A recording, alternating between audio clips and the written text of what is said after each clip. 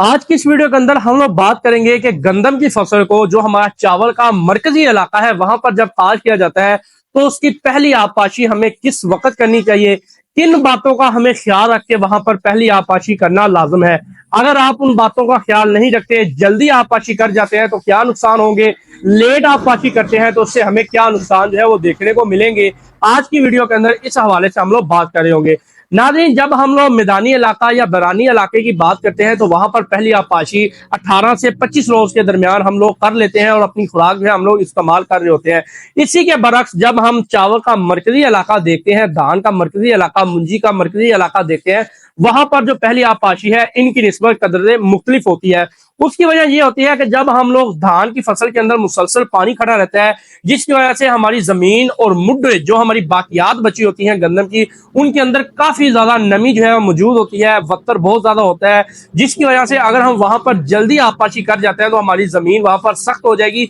Hard हो जाएगी, जिसकी वजह से जो हवा का तनासर जो जमीन के अंदर हो रहा होता है वो रुक जाएगा, जिसकी वजह से हमारा जो पौधा है वो पीला हो जाएगा, कमजोर हो जाएगा, मरना शुरू हो जाएगा। इसलिए वहां पर आपने आबपाशी, पहली आबपाशी जो है 35 से 40 रोज के दरमियान धान या मुंजी का जो मरकजी इलाका है वहां पर आपने पहली आबपाशी 35 से 40 रोज के दरमियान करनी है। अगर आप इससे पहले करेंगे तो आपको मुख्तलिफ किस्म के अपनी फसल के अंदर मसाइल जो है वो देखने को मिल सकते हैं। तो नाज़रीन, अगर आप इन बातों का ख्याल रख के आबपाशी करते हैं और 35 से 40 रोज के दरमियान आबपाशी करते हैं तो आप अपने शगुफों के अंदर भी इजाफा कर रहे होंगे, अपनी पैदावार के अंदर भी इजाफा कर रहे होंगे। यहाँ पर आपने खुराक का इस्तेमाल जो है वो आपने जमीन की तैयारी के अंदर करना है, क्योंकि जो पहला पानी है वो लेट लग रहा होगा, जिसकी वजह से आपके पौधे को खुराक की जो जरूरत होगी वो जमीन की तैयारी के अंदर जो आपने खुराक इस्तेमाल की होगी वहां से उसकी पूरी हो रही होगी। और जब आप पहली आबपाशी करें वहां पर आप लोग एक बोरी यूरिया के साथ जिंक वगैरह, सल्फर वगैरह का इस्तेमाल करके आप अपनी पैदावार और झाड़ के अंदर इजाफा कर सकते हैं।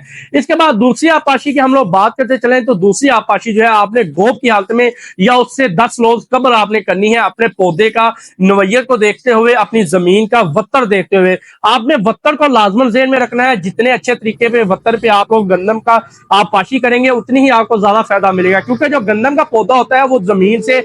ऑक्सीजन हासिल कर रहा होता है। जमीन के अंदर जो हमारा हवा का निजाम होता है वो वहां से भी उसकी जड़ें जो है हवा के जरिए ऑक्सीजन वगैरह हासिल कर रही होती हैं, खुराक जरा हासिल कर रही होती है, क्योंकि गंदम के पौधे की जो नेचर है उसको कम पानी चाहिए होता है। अगर हम उसको ज्यादा पानी लगाते हैं तो वो हमारा पौधा जो है कमजोर सा हमें नजर आना शुरू हो जाता है, पीला नजर आना शुरू हो जाता है। तो इन बातों का आपने ख्याल रखना है, पानी को सोच समझ कर आपने लगाना है। अगर आप इस तरीके से सोच समझ कर पानी लगाएंगे धान के मरकजी इलाके के अंदर तो यकीनन वहां से आप लोग एक अच्छी पैदावार हासिल कर रहे होंगे। इसके बाद जो तीसरा पानी है वो दाना बनने की हालत में आप लोगों को लगाना चाहिए। 125 से 130 रोज के ऊपर आपको तीसरा पानी लगाना चाहिए। इस तरीके से आप लोग एक अच्छी पैदावार गंदम की धान के मरकजी इलाका जहाँ से हासिल कर सकते हैं। तो ये वो तरीका है जिसके ऊपर अगर आप लोग अमल करते हुए या इस तरीके से आप मालूमात हासिल करके अपनी जमीन की नवैयत, अपनी फसल की नवैयत के मुताबिक अपनी पानी की एडजस्टमेंट करके, दिनों की एडजस्टमेंट करके, खुराक की एडजस्टमेंट करके आप एक अच्छी पैदावार आप लोग हासिल कर सकते हैं। अच्छी पैदावार के लिए आपके खेत के अंदर शगुफों की तादाद के अंदर इजाफा होना चाहिए,